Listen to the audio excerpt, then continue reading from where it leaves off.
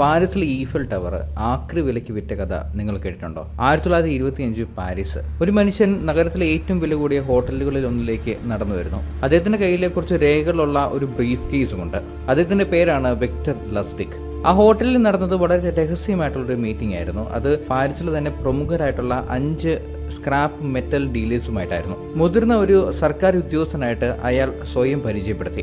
Eiffel tower സംരക്ഷിക്കാനും അത് maintain ചെയ്യാനും വളരെ ബുദ്ധിമുട്ടായതുകൊണ്ട് സർക്കാർ അത് പൊളിച്ച് സ്ക്രാപ്പിൽ വിൽക്കാൻ തീരുമാനിച്ചുവെന്ന് അദ്ദേഹം അവരോട് പറഞ്ഞു. പക്ഷേ ഇത് അതീവ രഹസ്യമായിരിക്കണമെന്നും അദ്ദേഹം പറയുകയുണ്ടായി. ഇത്തരം പ്രമുഖരായിട്ടുള്ള ആ വ്യാപാരികൾ അയാൾ പറഞ്ഞത് അത്രയും വിശ്വസിച്ചു.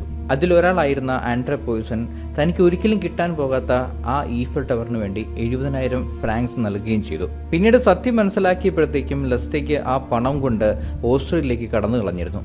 പുറത്തെറിഞ്ഞാലുള്ള നാണക്കേട് ഭയന്ന് അദ്ദേഹം പോലീസിൽ പോലും കംപ്ലൈന്റ് കൊടുത്തില്ല. അതുകൊണ്ട് തന്നെ ലസ്റ്റിക്ക് പിന്നെയും പാരീസിലേക്ക് വരുന്നു. അതേ തട്ടിപ്പ് ഒന്നും കൂടെ ആവർത്തിച്ചു. അതേ നഗരം, അതേ തട്ടിപ്പ്, രണ്ടാമതൊരു ഇര, രണ്ടാമതൊരു ഭാഗ്യം. ഇപ്രാവശ്യം മറ്റാരും അല്ലായിരുന്നു ഇര, അമേരിക്കയിലെ ഗ്യാങ്സ്റ്റർ ആയിരുന്ന അൽഫോൻസ് ഗബ്രിയൽ കാപ്പോൺ ആയിരുന്നു. ഇയാൾ ചെയ്തത് സത്യമാണെന്ന് കരുതി കാപ്പോൺ അദ്ദേഹത്തിന് ടിപ്പ് വരെ കൊടുക്കുകയുണ്ടായി. പിന്നീട് 1935 അതായത് ഏകദേശം 10 വർഷത്തിന് ശേഷം ഇയാളെ പോലീസ് പിടിച്ച് അൽക്കട്രാസ് ജയിലിൽ 20 വർഷത്തേക്ക് തടവിന് ശിക്ഷിച്ചു.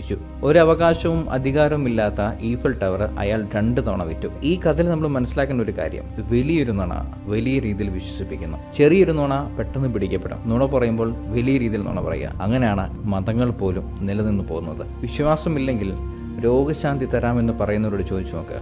അവർക്ക് രോഗം വരുമ്പോൾ അവർ ആശുപത്രിയിലേക്കാണോ അതോ പള്ളിയിലേക്കാണോ പോകുന്നതെന്ന്.